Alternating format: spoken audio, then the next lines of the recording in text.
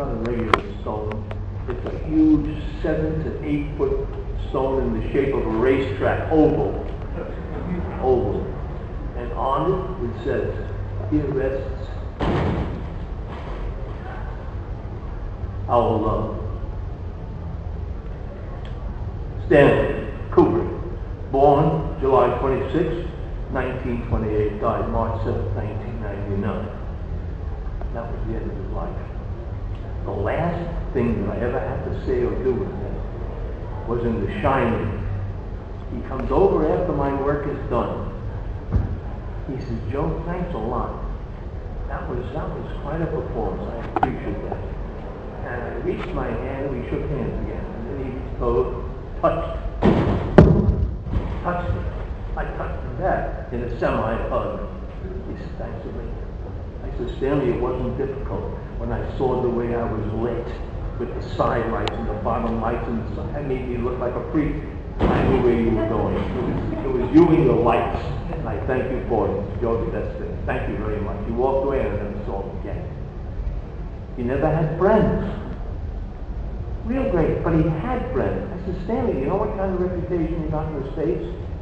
You don't do this, you don't do that, you don't go anywhere. You don't fly.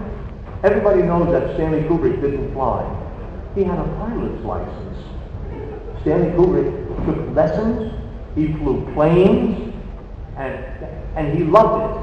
One day he read a book about 82,000 things that can go wrong in an airplane. He never flew again. That was it. One day, Turkel, how old were you in 44? I said, I was 17.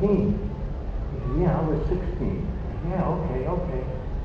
He said, he's always reading, a prolific reader. Of all the scientists, I read this book, of all the scientists working on the atom bomb, listen to this will kill you.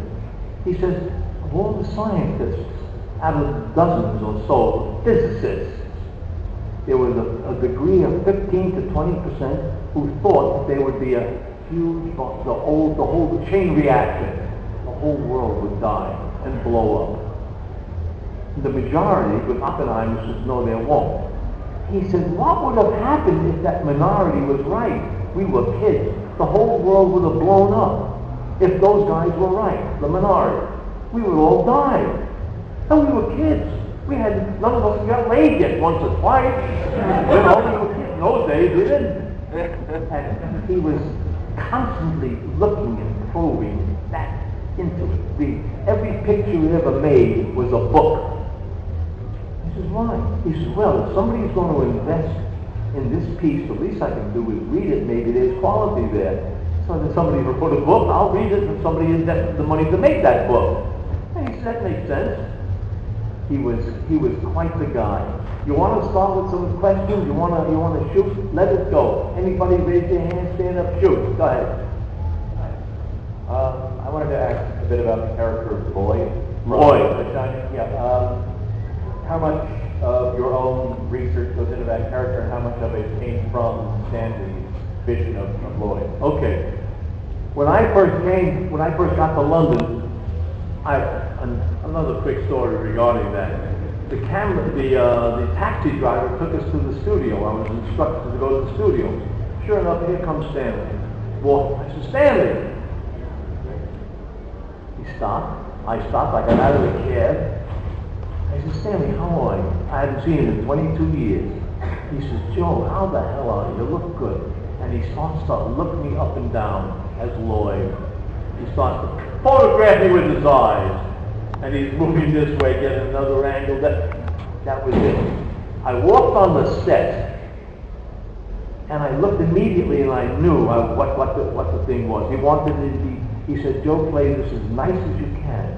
Be as sweet as you can. Why? Because he had bottom lights, side lights. He had me lit that no matter what I said, I love my mother, you'd have gotten scared. That was his technique. And I said, Stanley, when I saw what you did in the lighting, I knew what you wanted me to do. He said, you're right, good. Insofar as friends are concerned, he had a crew of half a dozen people he used to hang with all the time. And I said, Stanley, you know what they're saying about you in the States? He says, let them talk, I know. And he explained why he was this quote-unquote recluse, which he wasn't. He said simply this. He said, Joe, if I go to parties and I meet 10 different people, I'm obligated to have a party to invite those 10 people. And 10 people need the 20 and all of that and all, you know. He said, I don't want that. I just want to have my own little crew. He had a crew of directors and actors who he hung with in England. And that was it. And he wasn't a man afraid to drive. When at that moment, when I met him at the studio, which Donna will see on the set, yeah, he got into a Mercedes convertible with his daughter. And with one hand, Flick started, with one hand he whipped off the set. He was not, all of that was a myth by jealous people. It was a myth. And he was always open, friendly.